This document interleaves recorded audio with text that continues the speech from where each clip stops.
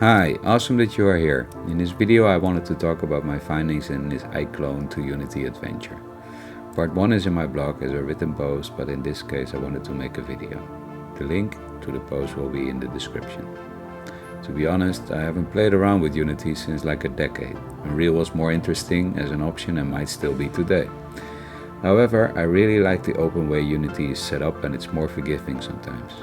Unless you're into those serious compiler errors, and I'm not an expert in those.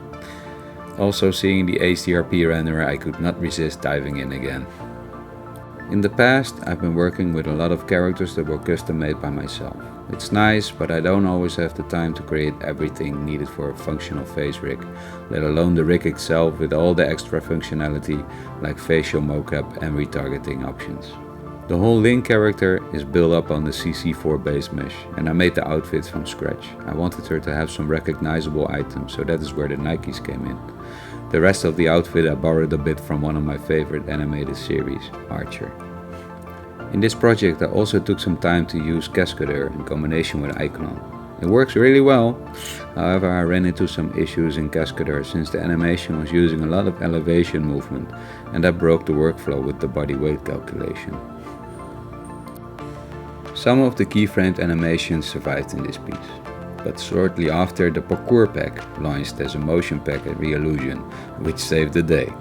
Using this in combination with the animation I already had provided me with the ability to really build upon some nice shots and motions.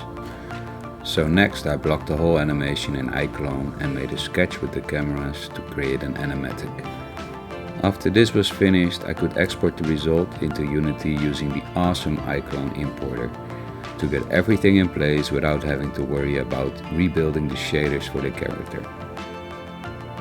For the environment I used the assets I had from a free kit made by KitBash 3D. I also used some assets from the Quixel bridge for some extra detail.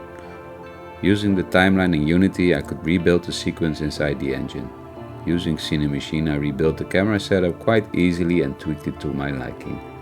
After I was done with the basic scene, I could do the lighting and play around with all the elements. The way the shaders are set up for the character made it really nice to refine everything with the whole scene. There are so many things you can tweak to optimize and really hit that sweet spot you're aiming for. This whole pipeline is a feast to work with, and I feel really liberated as a solo creative and see only more possibilities on the horizon.